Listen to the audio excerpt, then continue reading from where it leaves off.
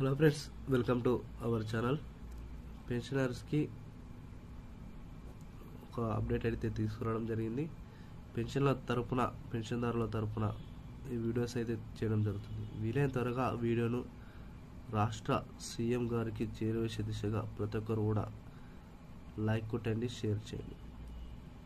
పింఛన్ల కోసం ఎప్పుడు పడతాయని ఎదురు చూస్తున్న పెన్షన్ వాహులకు వారు అనుభవిస్తున్న కష్టాలను ప్రభుత్వం దృష్టికి తీసుకువెళ్ళే దిశగా మనమందరం కూడా అడుగులు వేద్దాం. ఎవరైతే మన ఛానల్ని ఫస్ట్ టైం చూస్తున్నారో ప్రతి ఒక్కరు కూడా సబ్స్క్రైబ్ చేసుకుని బెల్ అనే గంటను ఆన్లో పెట్టుకోండి. వీడియోని ఇక్కడ స్కిప్ చేయకుండా ఎన్ని వరకు చూడండి. వీలైన త్వరగా అందరూ కూడా షేర్ చేయండి. లేట్ చేయకుండా వివరాలకి వెళ్ళిపోయినట్లయితే, పింఛన్ బాంఛన్ కొత్త పింఛన్లు ఎప్పుడు ఇస్తారు? ఇక పెన్షన్లు లేనట్టేనా? తెలంగాణలో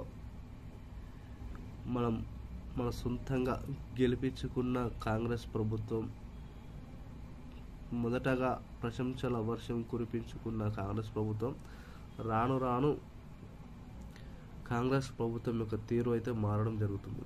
ఎందుకంటే ఎలక్షన్స్ మొదటగానే మేనిఫెస్టోలో పెన్షన్కు సంబంధించి ప్రతి నెల 4016 వృద్ధులకు 6016 రూపాయలు వికలాంగులకు ఇస్తామని చెప్పిన కాంగ్రెస్ ప్రభుత్వం అయితే మాట తప్పినదని సందేహం అయితే లేదు.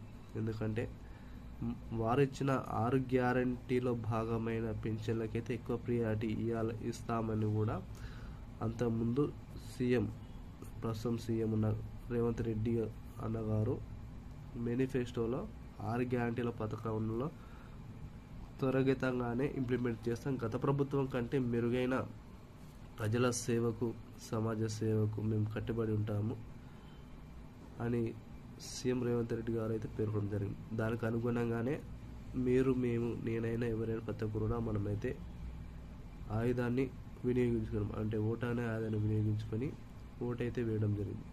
కానీ సంవత్సరం దాటి దాదాపు 18 నుంచి 19 నెలలు గడుస్తున్నా కూడా కొత్త పెన్షన్లపై ఎటువంటి స్పష్టత అయితే లేదు. ఇక కొత్త పెన్షన్లు దేవుడు ఎరుగు, పాత పెన్షన్లు అయితే ఎట్టి పరిస్థితుల్లో కూడా ఎవరికైతే ఇంతవరకు కూడా పడలేదని మన సబ్స్క్రైబర్లో చాలామంది నార్మల్గా మన ఛానల్ దాదాపు 6,000 to 7,000 సబ్స్క్రైబర్స్ మాత్రమే ఉన్నారు. వీరు మాత్రమే ఇంకా పడలేదంటే దాదాపు మన రాష్ట్రంలో లక్షల మంది కూడా పెన్షన్ వాహులు వెయిట్ చేస్తున్నారని మనం అర్థం చేసుకోవచ్చు. కాబట్టి దయచేసి వీలైన త్వరగా వీడియో కూడా అందరూ కూడా షేర్ చేయండి, ప్రతి ఒక్కరు లైక్ కొట్టండి. కొత్త పెన్షన్లకు సంబంధించి ఎప్పుడు ఇస్తారు, అదేవిధంగా ఇక మీద ఈ కొత్త పెన్షన్లు అయితే లేనట్లే అని కూడా పేర్కొనడం జరుగుతుంది. ఏప్రిల్ మంత్ అయితే దాదాపు 10 days అయితే కంప్లీట్ అవుతున్నాయి.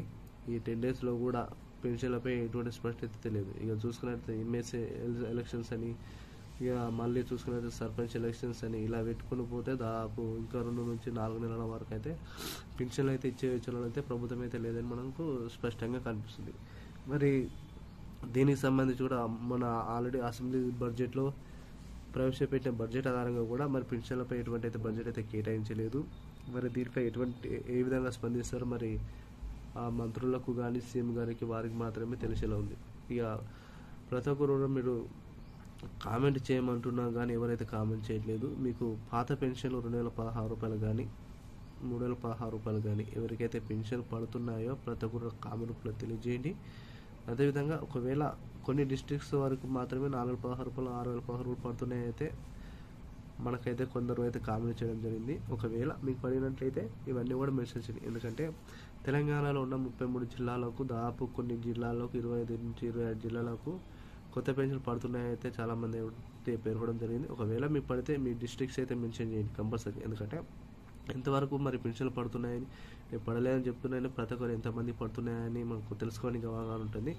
మనం కూడా ప్రశ్నించే గొంతుకగా మనమైతే ప్రతి ఒక్కరు కూడా పోరాడదాం. ఎందుకంటే పెన్షన్లపై ఎంతగానో వారు రేషన్ బియ్యంపై, అదేవిధంగా పెన్షన్పై ఆధారపడి బతుకుతూ జీవనం కొనసాగిస్తున్న వారు చాలామంది ఉన్నారు. కాబట్టి ఈ పెన్షన్లు కూడా త్వరితంగానే ఇవ్వాలని కూడా మనమందరం కూడా కోరుకుందాము.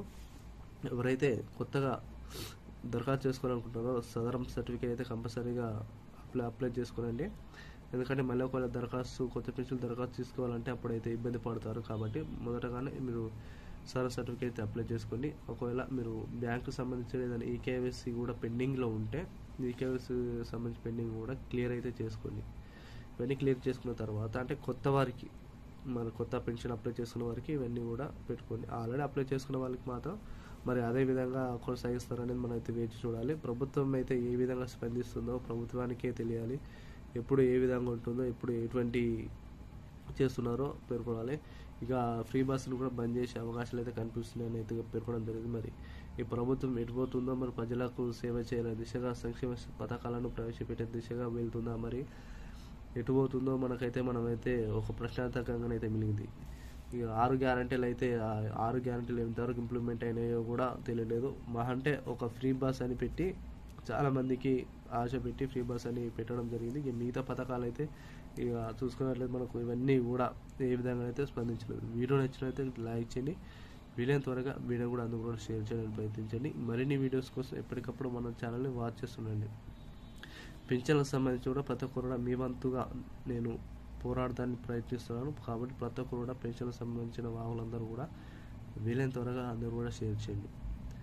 ఒకవేళ మీకు కొత్త పెన్షన్ పడినట్లయితే ప్రతి ఒక్కరు కామెంట్ రూపంలో తెలియజేయండి.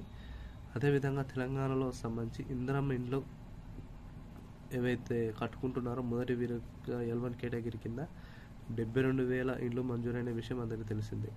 నియోజకవర్గానికి 3,500 ఇండ్లు చొప్పున ఇస్తామని కాంగ్రెస్ ప్రభుత్వం వచ్చింది. మరి దాదాపు అయితే 72,000 మందికి అయితే ఈ యొక్క ఇందిరమ్మ ఇళ్ళను అయితే శాంక్షన్ చేసింది. మొదటి విడతగా ఇల్లు కట్టుకునే వారికి 1,00,000 రూపాయలను వారి ఖాతాలోనూ ఈ వారంలోగా జమ చేయాలని కూడా సీఎం గారు అయితే ఆదేశాలు అయితే జారీ చేయడం జరిగింది. ఇవి పూర్తయిన తర్వాత L2 కేటగిరీ కింద ఎవరైతే ఉన్నారో వారికి మాత్రము ఈ యొక్క ఇండ్లు అయితే ఇవ్వడం జరిగింది. L3 కేటగిరీ కింద మరి గతంలో కేసీఆర్ కట్టిన డబుల్ బెడ్రూమ్ ఏవైతే ఉన్నాయో ఈ డబుల్ బెడ్రూమ్లను వారికి అందజేసే దిశగా అయితే పేర్కొనడం జరిగింది. ఇలా చూసుకున్నట్లయితే మరి మళ్ళా 5 సంవత్సరాల లోపు కూడా ఇదైతే పూర్తయ్యేటట్టు లేదు. ఎందుకంటే ఈ కాంగ్రెస్ ప్రభుత్వం అయితే నత్తనడకనైతే నడుస్తుందని మనమైతే అర్థం చేసుకోవచ్చు. చాలామంది కూడా గతంలో కేసీఆర్ ప్రభుత్వం హయాంలో కూడా ఇస్తామని చెప్పి దాదాపు కొంతమందికే ఈ యొక్క ఇందిరమ్మ ఇళ్ళను అయితే అంటే గతంలో డబుల్ బెడ్రూమ్లు కదా, డబుల్ బెడ్రూమ్ అనేది కొంతవరకు మాత్రమే ఇవ్వడం జరిగింది. దీనిపై కూడా ప్రభుత్వం అయితే స్పందించి త్వరగతంగానే ఇల్లు లేని నిరుపేదలకు ఇల్లు మంజూరు చేసే దిశగా ఇవ్వాలని కూడా మనం అందరం కూడా కోరుకుందాం. ఈ గ్యాస్ సంబంధించి చూసుకున్నట్లయితే 500 రూపాయల గ్యాస్ అని చెప్పిన కాంగ్రెస్ ప్రభుత్వం అయితే దాదాపు 800 నుంచి దాదాపు 1000 రూపాయల వరకు అయితే గ్యాస్కి అయితే తీసుకుంటుంది. ఆ సబ్సిడీ కూడా సంబంధించి కూడా సబ్సిడీ డబ్బులు కూడా అయితే అకౌంట్ అయితే పడతలేదు. నేను ఆల్రెడీ లాస్ట్ మార్చ్ మంత్ నేను గ్యాస్కి అప్లై చేసినా కూడా 500 రూపాయల గ్యాస్ అయితే తీసుకోలేదు. ఆల్రెడీ ప్రజాపాలనలో మనకు ఫ్రీ గ్యాస్ కోసం దరఖాస్తు అయితే చేసుకోవడం జరిగింది. కానీ అయితే ఈ పథకం కూడా అటే పోయింది. ఇలా చూసుకున్నట్లయితే ఇందిరమ్మ ఇల్లు లేదు, అదేవిధంగా గ్యాస్ సంబంధించిన గ్యాస్ సబ్సిడీ లేదు. అదేవిధంగా మనం చూసుకున్నట్లయితే యువ వికాసం అని ఇప్పుడైతే కొత్తగా ప్రభుత్వం అయితే స్టార్ట్ చేసింది. యువ వికాసం కింద 5 లక్షల మందికి అయితే అంటున్నారు. మరి 5 లక్షల మందికి ఇస్తారా, లేకుంటే కాంగ్రెస్ సంబంధించిన రాజకీయ నాయకులు వారికి మాత్రమే ఎమ్మెల్యేల వారికి తెలిసిన వారికి మాత్రమే ఇస్తారనేది మీరు చూడాలి. ఇలా చూసుకున్నట్లయితే నిరుపేదలకు ఒక్క పథకం కూడా అదేలా లేదని వాళ్ళు చెప్పుకోవచ్చు. అదేవిధంగా ఇలా చూసుకున్నట్లయితే చాలా పథకాలుగా ఇంకా మిగిలిన పథకాలు చూసుకున్నట్లయితే అదేవిధంగా మనకు రేషన్ కార్డు సంబంధించి కూడా ఇస్తామని గతంలో మన కేసీఆర్ ప్రభుత్వం అయితే ఇవ్వలేదు. మేమైతే డిజిటల్ ATM కార్డులకి ఇస్తామని చెప్పిన ప్రభుత్వం అయితే ఇంకా అయితే ఈ ATM మనకు రేషన్ కార్డులపై ఎటువంటి అయితే స్పష్టత లేదు. ఇలా చూసుకున్నట్లయితే ప్రతి ఒక్క 6 గ్యారంటీల్లో కాంగ్రెస్ ప్రభుత్వంలో చాలా ప్రశ్నలు అయితే మిగిలి ఉన్నాయి. మరి ఈ ప్రశ్నలకని సమాధానాలు ఎప్పుడు తీరుతాయని మనం అయితే వేచి చూడాలి. ఏది ఏమైనా గొప్ప సీఎం, గొప్ప నాయకుడు కావాలంటే ప్రజల సేవను అదేవిధంగా ప్రజల సంక్షేమ పథకాలను ప్రతి పౌరునికి అందుతేనే నిజమైన నాయకుడుగా మనమైతే భావిస్తాము. కాబట్టి ప్రతి ఒక్కరు కూడా వీలైన త్వరగా వీడియోను కూడా షేర్ చేయండి, లైక్ చేయండి. అదేవిధంగా ప్రతి ఒక్కరు కామెంట్ రూపంలో తెలియజేయండి. మీకు ఏమైనా ఇన్ఫర్మేషన్ గురించి తెలుసుకోవాలన్నా ప్రతి ఒక్కరు మన ఛానల్ వాచ్ చేస్తుండండి. Thank you to all.